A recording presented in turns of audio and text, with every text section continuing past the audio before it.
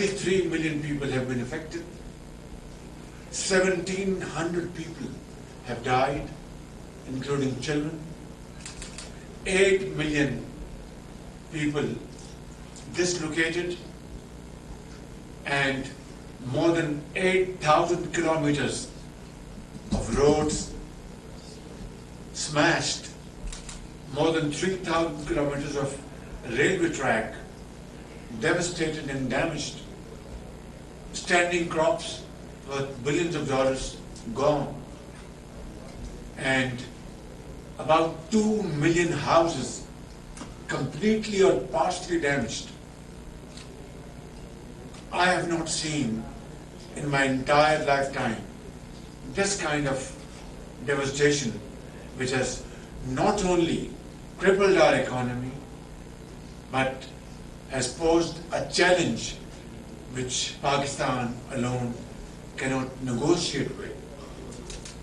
$30 billion is the loss to our economy.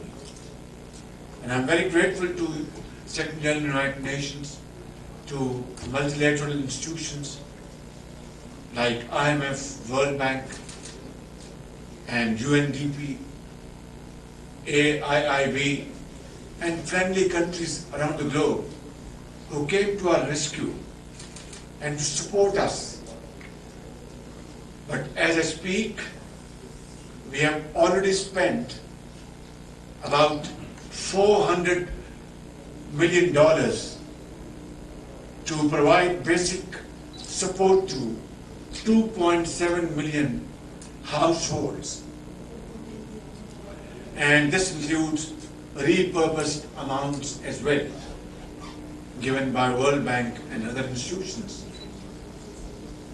And about $575 million all told have been spent. Cash in kind have been contributed by friends and brothers around the globe. But now we have to go for rehabilitation, reconstruction of our infrastructure to put people back on their feet. It's a huge challenge that we have to put back people on the feet to the tune of 33 million. That is, I think, unprecedented in the contemporary history. Therefore, today this conference on resilient Pakistan is being undertaken, and I'm glad to announce and share with you, as you must have all known by now, that various representatives from various parts of the world, French President Macron, and Turkish President Erdogan, and other international dignitaries have either spoken through Zoom or through video messages, supporting and inspiring all of us to undertake this gigantic task. I would like to conclude by saying that Pakistan today, in consultation with its friends and institutions, presented comprehensive framework plan for resilient recovery, rehabilitation, and reconstruction, and includes a robust financing mechanism. We would be able to generate close to about $8 billion domestically, but we're looking forward to an amount of equal share of $8 billion internationally. Of course, today, hefty amounts have been announced, ranging from 300 million euros to $100 million and $80 million, and so on and so forth. Islamic Development Bank has announced a figure of $4.2 billion, which is one of the largest contribution so far during the progress of this conference. I want to say without any fear of contradiction that we look forward to working very closely with our great friend. I must tell you that people of Pakistan will remember you for all time to come. You don't know Urdu, yet you spoke the language. You don't know them, yet you are one of them.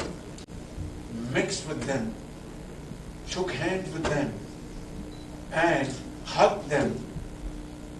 Sekjal, I am personally obliged to you and very grateful to you. And you have inspired millions around the globe. Ladies and gentlemen, I am grateful for this wonderful arrangement made in Geneva. I am very grateful to the host country, Switzerland, and very grateful to all relevant members, states, ministers, and other dignitaries who have been able to find time to participate physically in this conference. We are extremely grateful to all of them. I want to make this statement categorically, without any fear of contradiction, that every penny will be spent in the most transparent fashion. I have put in place third-party validation mechanism so that every penny is accounted for and is invested in the interest of the needy and helpless people who have been badly affected by these ferocious floods.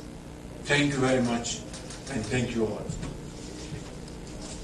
Ladies and gentlemen of the media, I'm indeed very pleased to be joined by Prime Minister Sharif.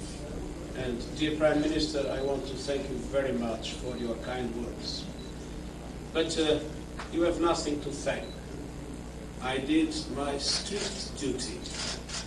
For many years, since I was High Commissioner for Refugees, I visited Pakistan in different occasions, and I always witnessed an enormous generosity of the Pakistani. You have received millions of Afghan refugees. You have hosted them, you have protected them, you have shared your resources with them in a way that is unparalleled in the world. At the same time, I could witness in difficult moments of your country, with the earthquake,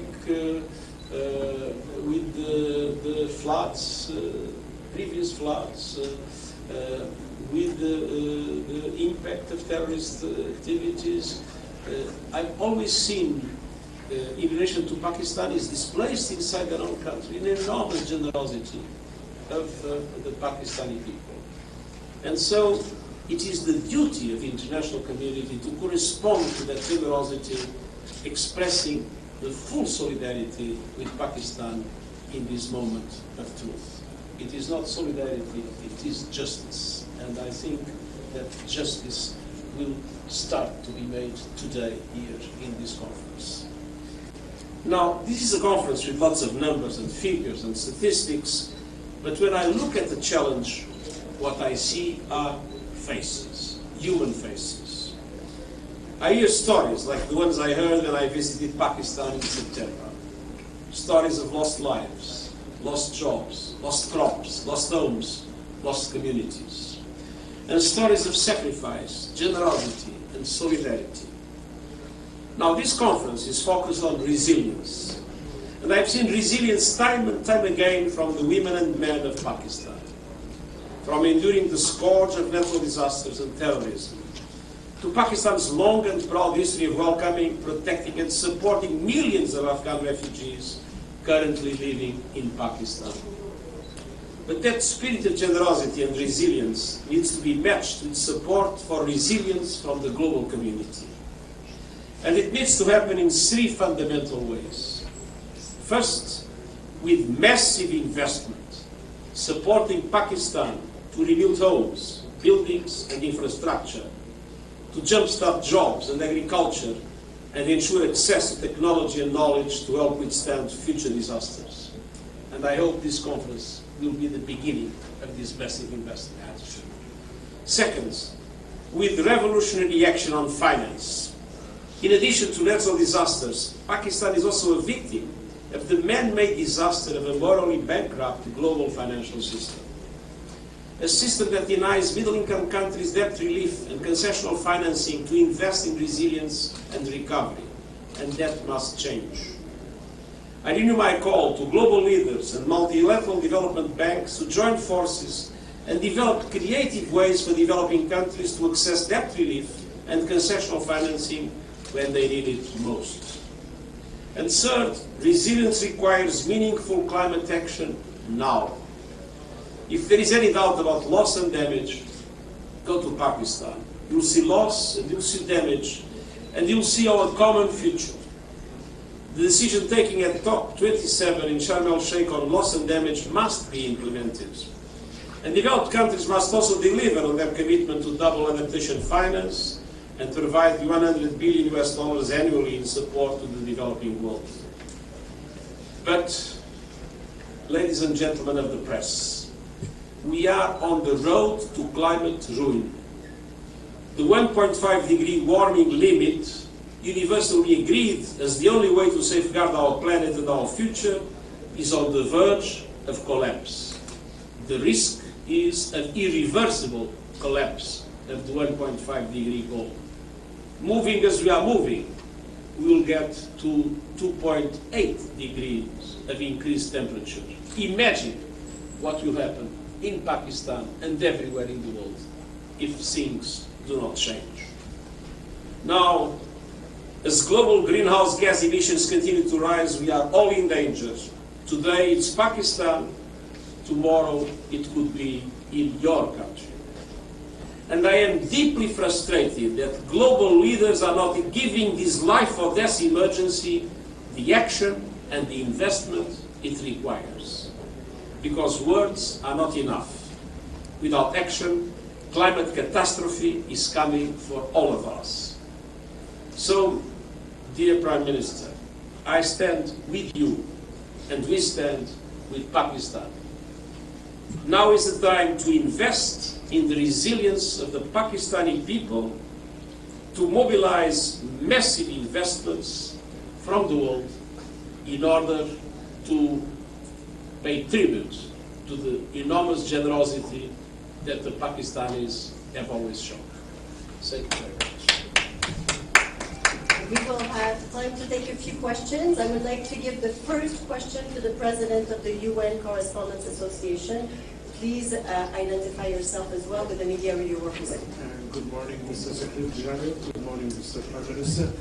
On behalf of EyeNews365 Association of Journalists accredited at Geneva, I would like to welcome you and wishing you a new year. My question to you, Mr. Secretary General, I'm working also for the Kuwait News Agency.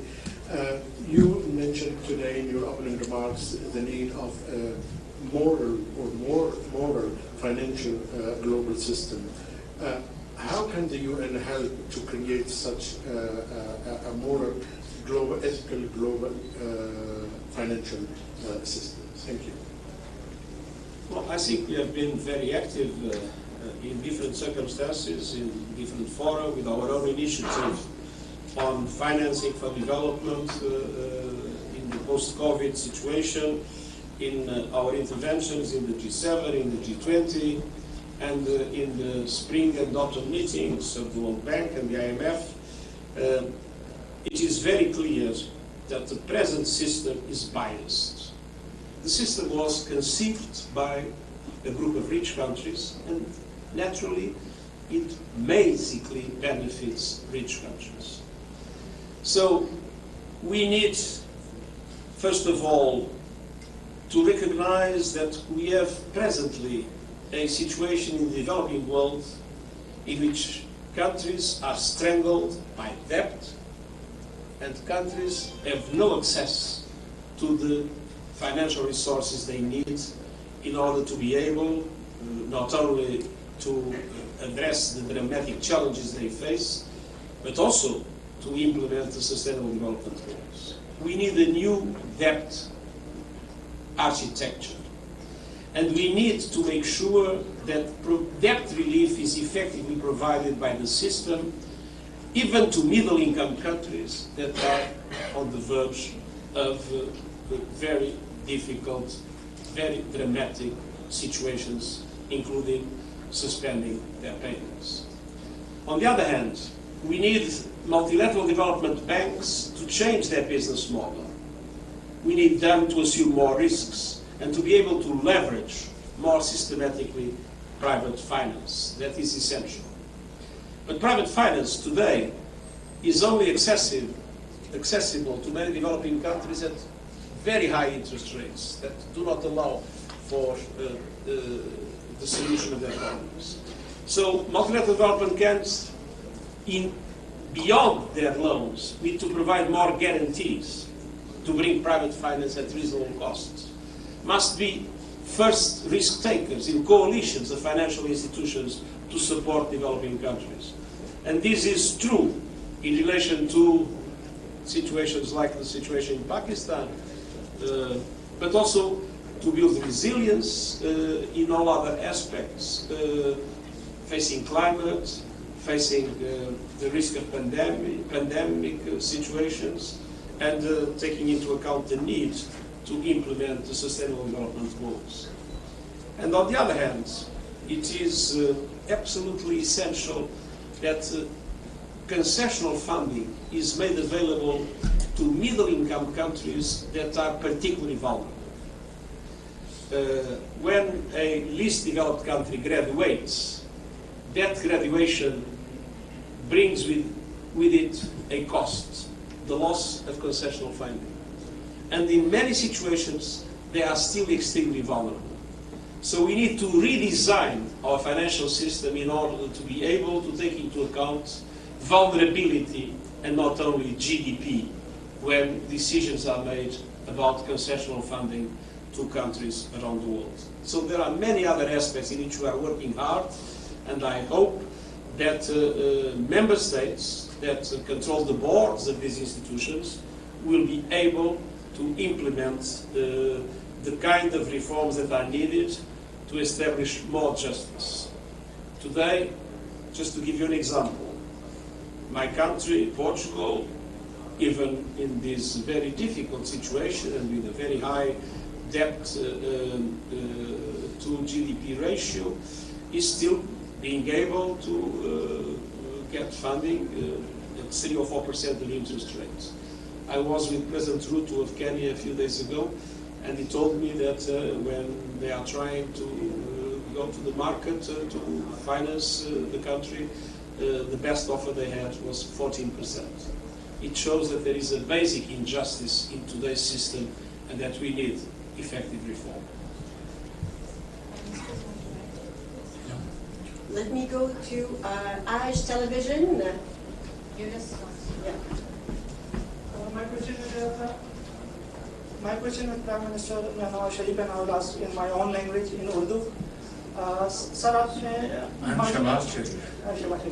Sir माजी में हमारे जब भी आफत वगैरह आई है और fund हमें मिले तो हमेशा हमने यही देखा है कि उसकी शफाफियत के हवाले से सवाल उठाए गए, लेकिन ये बड़ी अच्छी और खुशहाल बात है कि अभी आपने बात की है कि हमने इसके हवाले से थर्ड पार्टी के हवाले से हमने उस पर काम किया है, और क्या इसकी मज़ीद आप तफसील बताएंगे? Yes, this is in my speech today, that these programs, through joint collaboration and with international support, will be undertaken in a very transparent fashion. I said in my speech that since I believe in this mechanism, therefore I had given clear instructions to my team that independent third-party validation will be part and parcel of this program. All these interventions will be undertaken under these conditionalities. तो ये जो आपने बात की है बिल्कुल सही कहा कि शफाफियत ये हमारी पहली तरजीह है और उसका तकाजा ये है कि इंटरनेशनल जो कम्युनिटी जो फंड्स मुहैया करेगी, आज जिनके ऐलानात हो रहे हैं, वो खुद हमसे ये तवक्को करेंगे कि हम एक एक पाई का हिसाब दें। और उसका वाहिद तरीका ये है कि सारे का सारा निज़ाम बहुत शफाफ हो और third party mechanism, third party validation जो है, जिसमें हुकूमत और पैसे देने वाले किसी का कोई इख्तियार या असर ना हो, थर्ड पार्टी खुद हकायक की बुनियाद पर उसका फैसला करे। Let me now go to AFP. I think the microphone is making its way to you.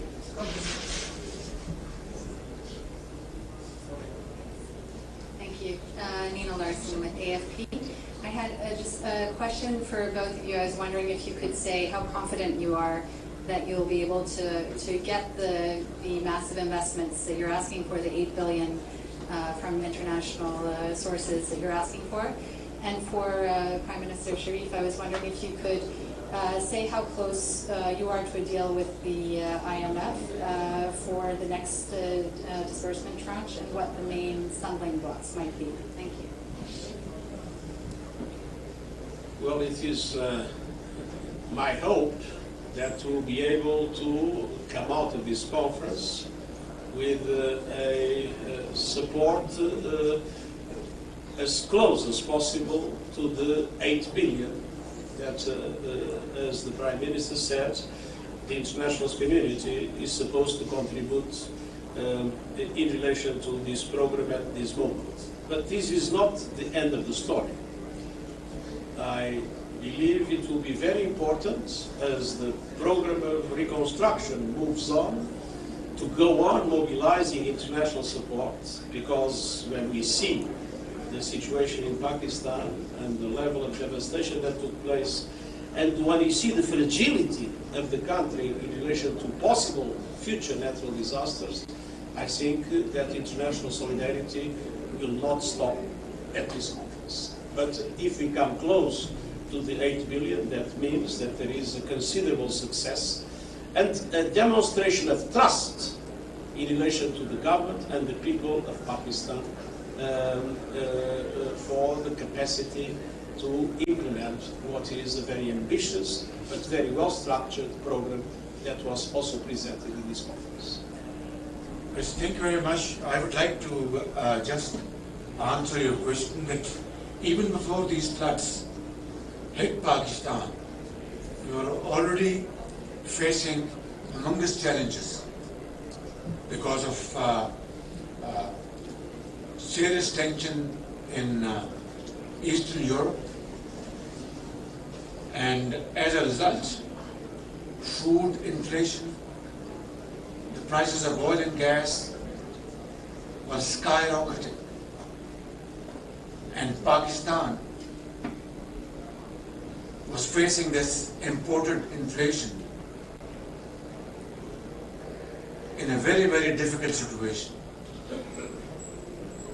And how could you expect that after the floods hit Pakistan and almost destroyed everything, that we would pass on this imported inflation on the common man, and he or she will accept it without even a squeak? That is unnatural. And that is also not in line with the norms of justice and fair play, that the rich can enjoy both the worlds, whether the prices of oil touch $200 a barrel or $30 a barrel, and a poor man who is able to meet his two ends with great difficulty, you will expect that he will absorb this price hike without any protest and agitation. That is not human, strategy. That is not normal. It is absolutely abnormal. Yet, we had to again connect with IMF and resurrect that agreement which was violated by the previous government and accept even harsher conditionalities. So that is our challenge. And today, while we are complying with IMF conditionalities as best as possible, but how on earth can you expect from me that I am working out of Prime Minister's house and a poor man in the far-flung areas of Pakistan, in the sand dunes, in rocky mountains of Balochistan, or snow-covered peaks of KP, or plains of the province of Sindh, which have been, even today as you go over there, you will find standing water, which has destroyed their livelihood, that we should pass on this additional burden on them. It is nightmarish, to say the least. Yet, we are committed to IMF's program. We will do everything to comply with their terms and conditions, although I am constantly trying to persuade them that please give us a pause. I'm very grateful to Secretary General. He is also in touch with them. I spoke to the managing director the other day and tried to first assure her that we will comply with the terms and conditions. And B, I said, you are a wonderful person, wonderful human being. You have a heart of a gem, and you know the plight of poor people in developing countries. So kindly be considerate and compassionate and give us some breathing space. Well, this is an ongoing dialogue. I'm sure one day soon we will be able to convince them through logic and through facts. That said, regardless, we will comply with IMF program. Mr. Prime Minister, did you want to say something else, Secretary General? Well, I'd like to say that economic stability is very important. But let's not forget that the day we'll all be dead, there will be perfect economic stability. Thank you so much, everybody. This is all the time that we have. Thank you very much. Thank you.